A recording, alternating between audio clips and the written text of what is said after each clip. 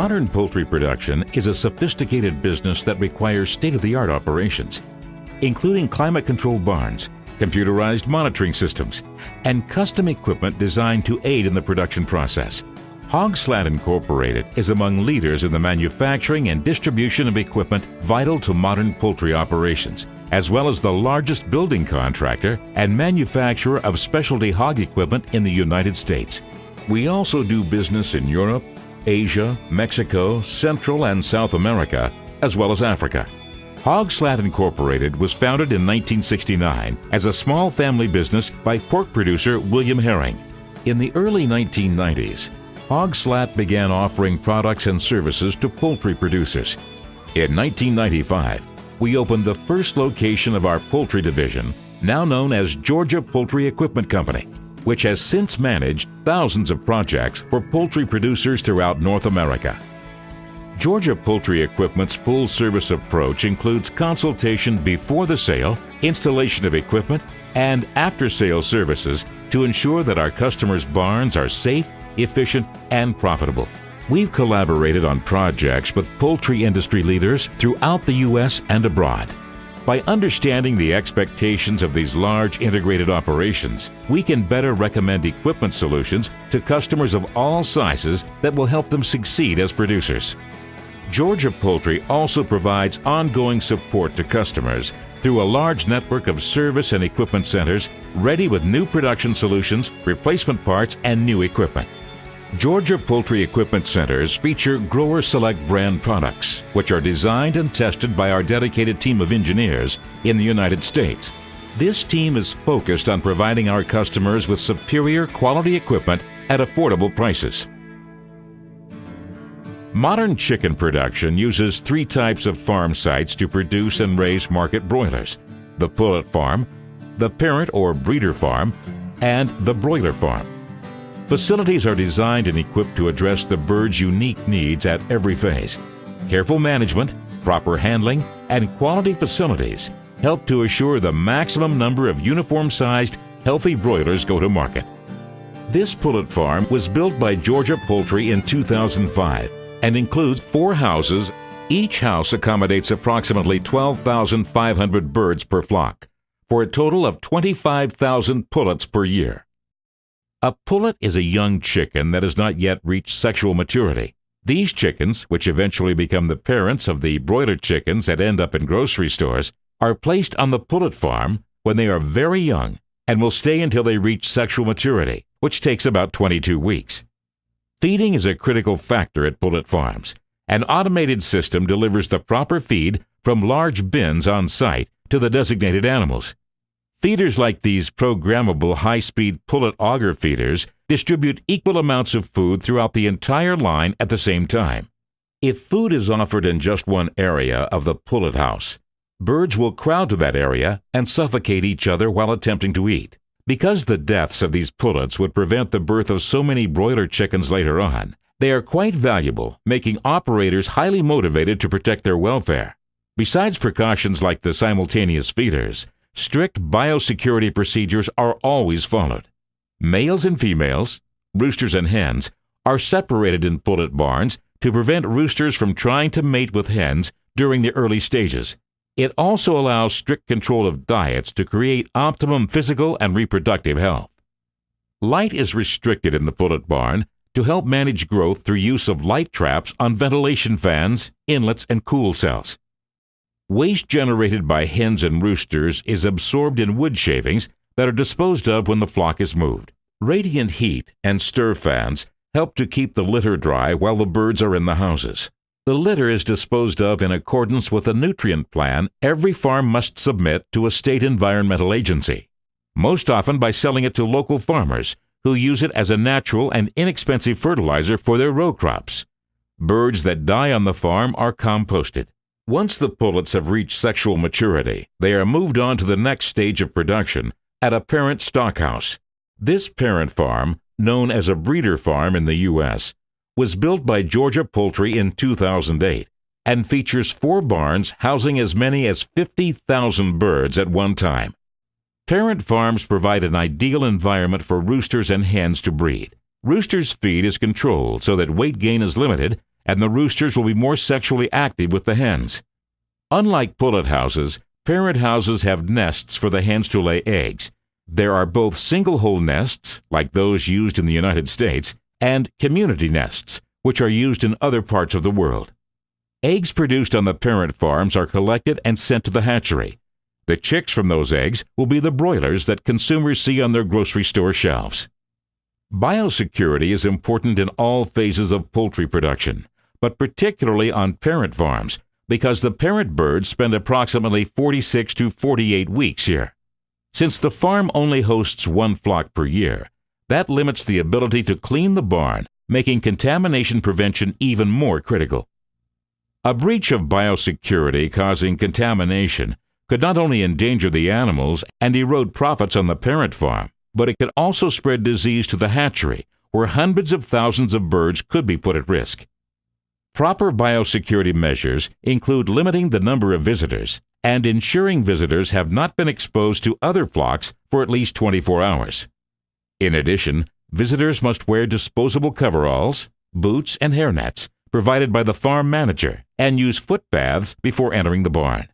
While hens and roosters continue to produce fertilized eggs on the parent farm, at approximately 3 days old, chicks are moved from the hatchery to the broiler farm, where they will grow until they reach market weight. This broiler farm was built by Georgia Poultry in 2012.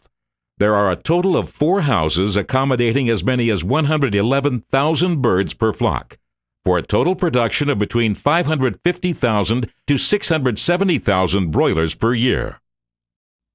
From the time they enter the barn, at just a few days old until they leave, chickens in broiler farms live in a highly climate-controlled environment. This climate control is critical because it impacts 2 profit-affecting aspects of production: bird growth and health, and use of energy to heat and cool the barn.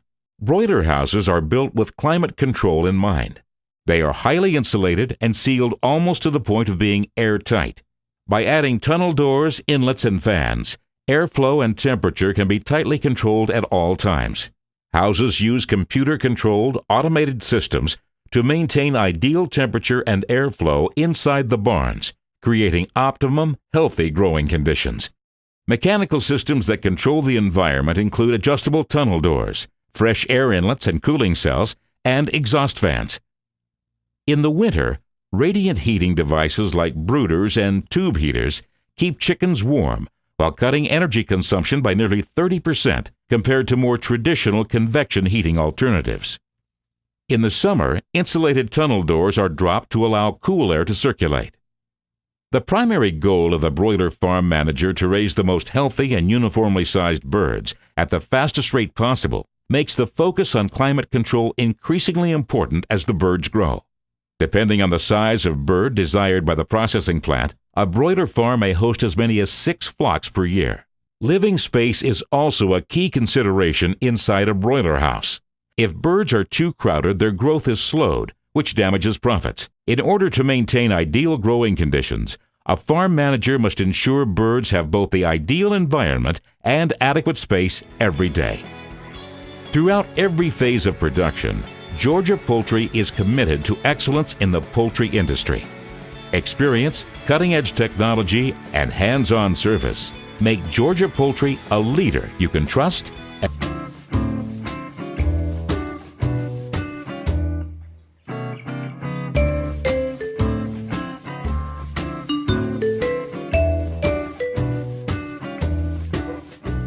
देखिए, एक 10 unit का हम बात करें किसान के लिए, लगभग 3 लाख रुपए उसका स्टार्टिंग में खर्च आता है। रैबिट्स प्लस केजेज, ये ऐसे केज बने होते हैं, फीडर बॉक्स होते हैं सर, कुछ वाटर स्निप लगी होती हैं। उसके अलावा किसान का कोई ज़्यादा खर्च नहीं आता। लाख रुपए उसके साइड के ऊपर खर्च आता है, लाख से 1,20,000 के आसपास। लगभग 4-4.5 लाख रुपए में किसान का एक काम चालू हो जाता है। जैसे हम उसको 100 रैबिट देते हैं, जिसमें कि 70 फीमेल होती हैं और 30 मेल होते हैं सर। 70 फीमेल जो हैं, हर 45 दिन में उसको 350 बच्चा वो निकालती हैं हमारी एवरेज के हिसाब से। एक फीमेल से लगभग 5 बच्चों की एवरेज निकलती है, इंटू 70 करते हैं तो लगभग 350 बेबीज उसका निकलता है। 350 बेबीज 90 दिन में बिकने के वो लायक होता है, लगभग 1.25-2 kg का उसका वजन हो जाता है। जो कि मार्केट में लगभग 1,40,000 के आसपास का सेल होता है। वो हमारे हिसाब से जो हम किसान को एग्रीमेंट देते हैं, लगभग हर 45 दिन में उसका जो प्रोडक्शन तैयार होता है 1,40,000 के आसपास का सेल करता है वो।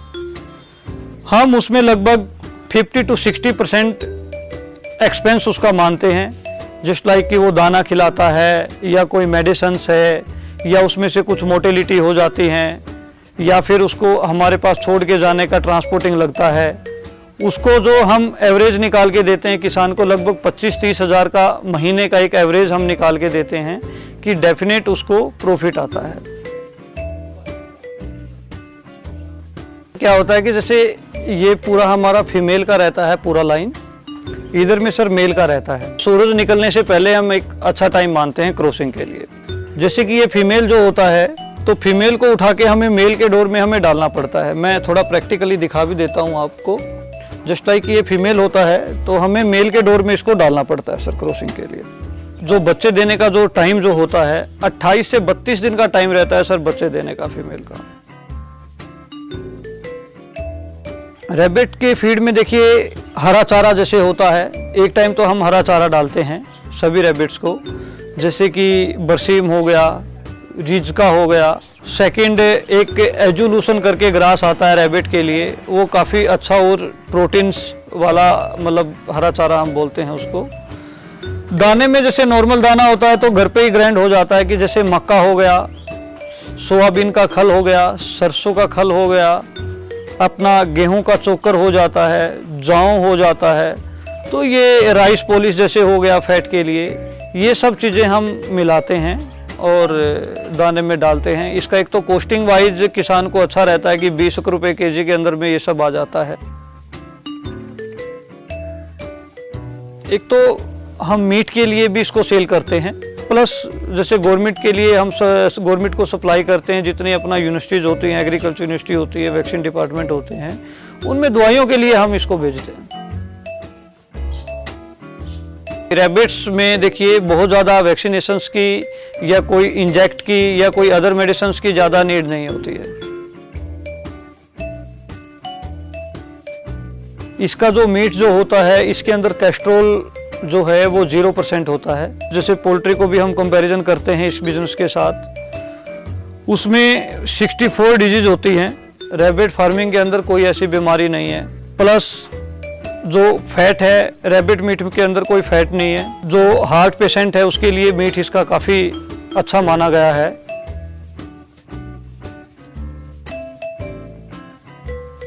सर देखिए दोनों चीज़ मैंने इसमें देखी है, कंप्यूटर एजुकेशन में भी और फार्मिंग में भी।